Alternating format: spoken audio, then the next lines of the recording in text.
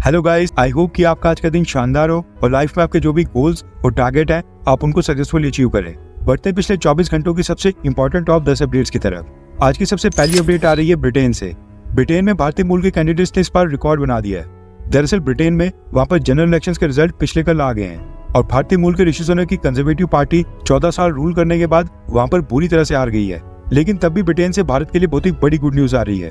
Report के मुताबिक Britain में भारतीय मूल के 29 कैंडिडेट्स ने इस बार इलेक्शन जीत लिया है और ये इतिहास में सबसे बड़ी संख्या है। अभी कुछ ही दिन पहले कंजर्वेटिव पार्टी के एमपी ने इलेक्शन कैंपेनिंग के दौरान ब्रिटेन के मुस्लिम से अपील की थी कि भारत में क्योंकि भारतीय जनता पार्टी की सरकार आ गई है और प्रधानमंत्री मोदी दोबारा से प्राइम मिनिस्टर बन गए हैं, इसलिए कश्मीर के लोगों के लिए बड़ी परेशानियां खड़ी होंगी।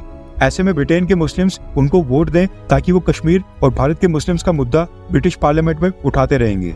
इस ब्रिटिश एमपी का नाम था मार्को लोंगी और खास बात यह रही कि मार्को लोंगी चुनाव हार गए हैं और उनको हराने वाली और कोई नहीं बल्कि एक भारतीय मूल की कैंडिडेट सोनिया कुमार है और वो लेबर पार्टी से चुनाव जीत गई हैं।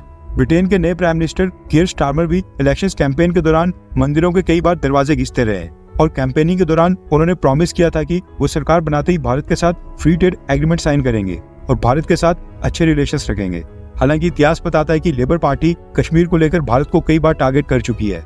साल 2019 में जब भारत ने जम्मू कश्मीर से आर्टिकल 370 को हटाया था, उस समय भी लेबर पार्टी ने इसको लेकर भारत की कड़ी आलोचना की थी। इसलिए कीयर स्टारमर के कार्यकाल का 1 साल पूरा होने के बाद ही कुछ पता चलेगा कि भारत को लेकर उनकी क्या पॉलिसी रहती है। आज की सेकंड अपडेट आ रही है भारत के 2 व्हीलर बाइक्स बनाने वाली बजाज कंपनी को लेकर। न्यूज निकल कर आ रही है कि बजाज ने सीएनजी के ऊपर चलने वाली दुनिया की पहली मोटरसाइकिल बना ली है। पिक्चर में आप साफ तौर पर देख सकते हैं कि किस तरह से बाइक की सीट के नीचे सीएनजी टैंक फिट किया गया है। इस मोटरसाइकिल का नाम रखा गया है बजाज फ्रीडम 125 और ये 125 सीसी मोटरसाइकिल है। इसकी कीमत एक्स शोरूम 95,000 है और खास बात यह है कि ये बाइक पेट्रोल के ऊपर भी चल सकती है।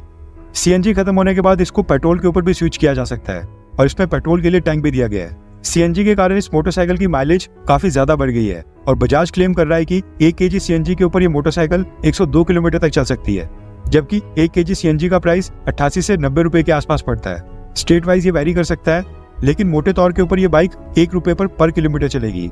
ये दुनिया की पहली मोटरसाइकिल है जो सीएनजी के ऊपर चलेगी। वैसे ये बाइक डिलीवरी बॉयज या रैपिडो जैसे काम के लिए बहुत ही सही रहेगी क्योंकि उनके लिए माइलेज सबसे बड़ा कंसर्न होता है, लेकिन माइलेज देखकर तो इसको भारत के भी काफी सारे आम लोग जरूर परचेज करेंगे।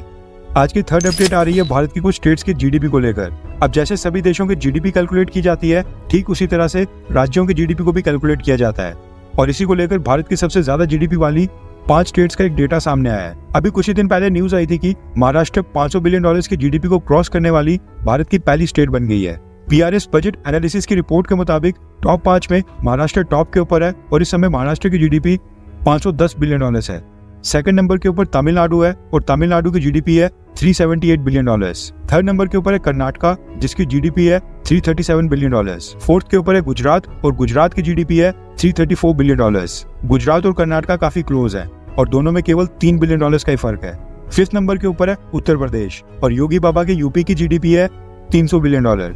अभी अपने आप में कितना बड़ा फिगर है, आप इसी बात से अंदाजा लगा सकते हैं कि पाकिस्तान की टोटल जीडीपी है $350 बिलियन। इसका मतलब है कि भारत की 2 स्टेट्स जीडीपी के मामले में पाकिस्तान को ऑलरेडी क्रॉस कर चुकी हैं, जबकि 3 और स्टेट्स 1-2 साल में पाकिस्तान की जीडीपी को क्रॉस कर लेंगी। आज की फोर्थ अपडेट आ रही है इंडियन स्टॉक मार्केट को लेकर। न्यूज निकल कर आ रही है कि बॉम्बे स्टॉक एक्सचेंज यानी कि बीएसई सेंसेक्स ने इतिहास में पहली बार 80,000 पॉइंट्स के मार्क को क्रॉस कर लिया है।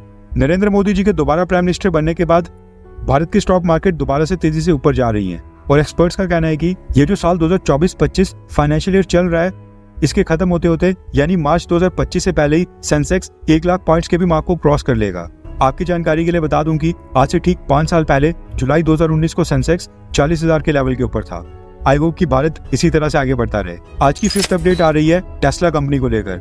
आपको याद होगा इस साल के स्टार्टिंग में न्यूज आई थी कि इलेक्ट्रिक कार्स की जायंट कंपनी टेस्ला भारत में बहुत ही बड़ा निवेश करने वाली है और टेस्ला के मालिक एलॉन मस्क जल्द भारत आकर प्रधानमंत्री मोदी से मिलेंगे।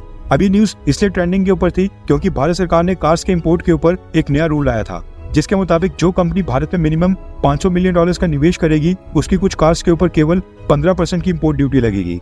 यानी कि भारत सरकार ने कार्स की इंपोर्ट ड्यूटी के ऊपर छूट दी थी, जबकि इससे पहले कार्स के इंपोर्ट के ऊपर 70 से 100% की इंपोर्ट ड्यूटी लगती थी। लेकिन टेस्ला कंपनी को लेकर अब न्यूज निकल कर आ रही है कि कंपनी ने भारत सरकार के साथ सारी नेगोशिएशंस अचानक से बंद कर दी हैं।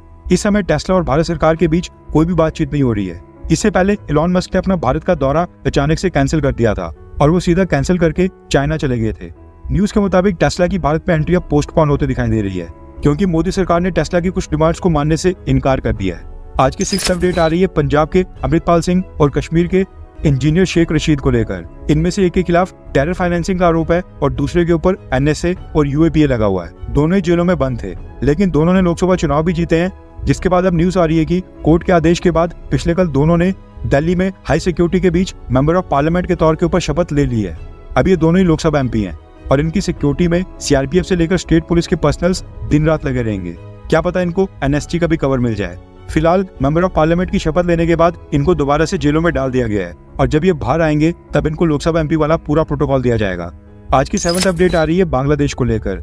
दरअसल न्यूज निकल कर आ रही है कि बांग्लादेश की फाइनेंस मिनिस्ट्री ने देश के एक्सपोर्ट्स को लेकर फेक डेटा रिलीज किया था। डेटा में $14 बिलियन के एक्सपोर्ट ज्यादा दिखाए गए थे ताकि ग्लोबल इन्वेस्टर्स को लगे कि बांग्लादेश की इकोनॉमी बिल्कुल स्मूथली चल रही है, मैन्युफैक्चरिंग और एक्सपोर्ट्स लगातार बढ़ रहे हैं, लेकिन सच्चाई से बिल्कुल परे थी। अभी 2 दिन पहले एक न्यूज सामने आई थी जब ये पता चला कि बांग्लादेश चाइना से $5 बिलियन का लोन मांग रहा है। अब एक्सपोर्ट्स के डेटा के बाद अब बांग्लादेश के GDP के बारे में भी सवाल उठाए जा रहे हैं, क्या पता उसका भी डेटा फेक हो। आज की 8th अपडेट आ रही है आर्मेनिया और भारत को लेकर। आपको पता होगा कि आर्मेनिया और अजरबैजान के बीच नागोर्नो कराबाख को लेकर एक बहुत ही बड़ा कॉन्फ्लिक्ट है, जिसको लेकर ये दोनों देश आपस में कई बार स्मॉल स्केल वॉर भी लड़ चुके हैं। और जो पिछली बार दोनों देशों के बीच स्मॉल स्केल वॉर हुआ था उसमें अजरबैजान ने आर्मेनिया को काफी डैमेज किया था। आर्मेनिया की उसमें काफी सारी कैजुअलिटीज हुई थी, इसलिए आर्मेनिया अगली बार अजरबैजान के साथ युद्ध में कूदने से पहले अपनी सभी वीकनेसेस को खत्म करना चाहता है और सारे बॉक्सेस को टिक करना चाहता है। इसी कड़ी में अब आर्मेनिया ने अजरबैजान की बैलिस्टिक मिसाइल्स को काउंटर करने के लिए भारत से मदद मांगी है। अजरबैजान के पास इस समय लॉरा बैलिस्टिक मिसाइल्स है जिसकी रेंज 400 किलोमीटर की है और उसने ये मिसाइल्स इजराइल से परचेज की थी। 2020 में आर्मेनिया के साथ युद्ध में अजरबैजान ने इन्हीं लॉरा बैलिस्टिक मिसाइल से आर्मेनिया के डिफेंस की कमर तोड़ दी थी। इसी बैलिस्टिक मिसाइल को काउंटर करने के लिए अब खबर निकल कर आ रही है कि आर्मेनिया ने भी भारत से एक शॉर्ट रेंज बैलिस्टिक मिसाइल मांगी है, यानी कम दूरी पर मार करने वाली बैलिस्टिक मिसाइल। आर्मेनिया इसको भारत से परचेज करने में इंटरेस्टेड है, जिसकी रेंज 300 से 400 किलोमीटर की होगी। अब ये देखना होगा कि क्या भारत सरकार आर्मेनिया को बैलिस्टिक मिसाइल्स देती है या फिर नहीं। आपको क्या लगता है कि क्या भारत को आर्मेनिया को बैलिस्टिक मिसाइल सप्लाई करनी चाहिए, हाँ या फिर ना? ये थोड़ा ज्यादा हो जाएगा। वैसे ज्यादा भी क्या होगा, अजरबैजान भी तो हर बार भारत के कश्मीर मसले में टांग अड़ाता ही रहता है। आज की 9th अपडेट आ रही है श्रीलंका और भारत को लेकर। आपको पता होगा कि श्रीलंका ने अपना हम्बनटोटा पोर्ट चाइना को 99 सालों के ऊपर लीज पर दे दिया था, जो कि स्ट्रेटेजिक तौर के ऊपर भारत के लिए बुरी खबर थी। लेकिन अब भारत इस हम्बनटोटा पोर्ट और यहाँ पर चाइनीज एक्टिविटीज के ऊपर अच्छे से नजर रख पाएगा। दरअसल न्यूज निकल कर आ रही है कि हम्बनटोटा पोर्ट के ठीक पास वहाँ पर जो मतला राजपक्षा इंटरनेशनल एयरपोर्ट है उसकी मैनेजमेंट का कॉन्ट्रैक्ट श्रीलंका ने भारत की कंपनी को दे दिया है। भारत की कंपनी शौर्य एरोनॉटिक्स लिमिटेड ने रशिया की एयरपोर्ट्स मैनेजमेंट कंपनी के साथ मिलकर एक जॉइंट वेंचर स्टार्ट किया है और इस एयरपोर्ट की मैनेजमेंट के लिए अप्लाई किया था। न्यूज आ रही है कि श्रीलंका ने कॉन्ट्रैक्ट भारत और रशिया के जॉइंट वेंचर को दे दिया है। चाइना इस एयरपोर्ट की मैनेजमेंट के लिए श्रीलंका को लगातार प्रेशराइज कर रहा था, लेकिन खुशी की बात यह है कि आखिरकार ये एयरपोर्ट भारत के पास आ गया है और अब यहाँ पर भारत और रशिया का स्टाफ तैनात होगा। अब क्योंकि एयरपोर्ट भारत के काफी पास है तो मे भी यहाँ पर ज्यादा स्टाफ भारतीय हो। आज की 10th अपडेट आ रही है इंडियन क्रिकेट टीम को लेकर।